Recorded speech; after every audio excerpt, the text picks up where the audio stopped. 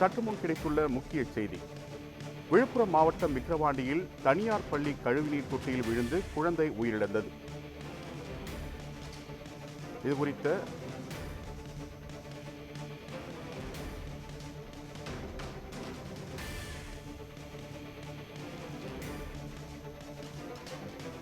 விழுப்புரம் மாவட்டம் விக்கிரவாண்டியில் தனியார் பள்ளி கழிவுநீர் தொட்டியில் விழுந்து குழந்தை உயிரிழந்தது.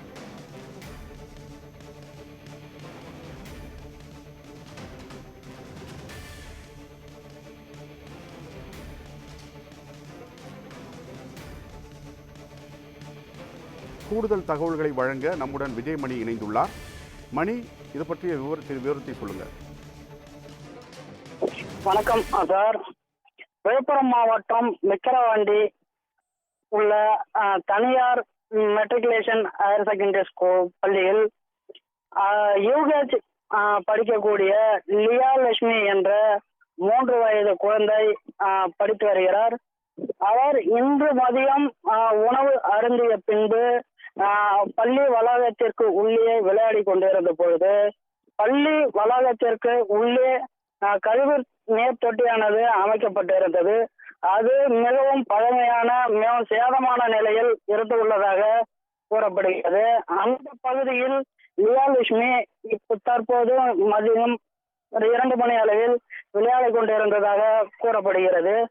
அதன் கழிவுநீர் தொட்டியின் மீது விளையாடி கொண்டிருந்த லியாலட்சுமி அந்த இரும்பு தகரம் கொண்டு மூடப்பட்டிருந்த அந்த மூடியின் மீது ஏறி விளையாடியதாக கூறப்படுகிறது.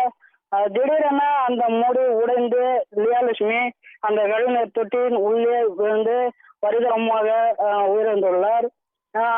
அது பள்ளியின் ஆசிரியர்கள், அதாவது விளையாடு சென்ற லியாலட்சுமி அந்த இடைவேளை நேரம் முடிந்து அதன் பின்பு உள்ளே வரவில்லை என அந்த பள்ளி வளாகத்திற்கு உள்ளே தேடி உள்ளனர். கிடைக்காததால் அருகே உள்ள அக்கம் பக்கத்திலும் தேடி உள்ளனர். இது குறித்து அந்த லியாலட்சுமியின் தந்தையாருக்கு தகவல் தெரிவிக்கப்பட்டு ஒருவேளை குழந்தை வீட்டிற்கு வந்தாரா என அங்கேயும் விசாரித்ததாக கூறப்படுகிறது. அங்கேயும் வரவில்லை என பெற்றோர் தரப்பில் தெரிவிக்கப்பட்ட நிலையில் ஒருவேளை இந்த கழிவுத்தொட்டு உள்ளே ஏதாவது விழுந்திருக்குமோ என்ற கோணத்தில் பள்ளி நிர்வாகத்தின் சார்பில் உள்ளே எட்டி பார்த்த போது லியாலட்சுமி உள்ளே பரிதாபமாக இறந்த நிலையில் கிடந்துள்ளார்.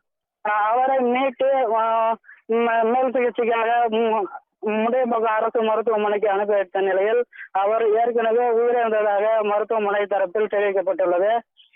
அதன் பின்பு அந்த பள்ளி வளாகத்திற்கு லியாலட்சுமியின் உறவினர்கள் சுமார் 300க்கும் மேற்பட்டோர் வந்து தங்கள் குழந்தை இறந்ததற்கான நீதி கேட்டு தற்போது போராட்டத்திலும் ஈடுபட்டு வருகின்றனர் சார்.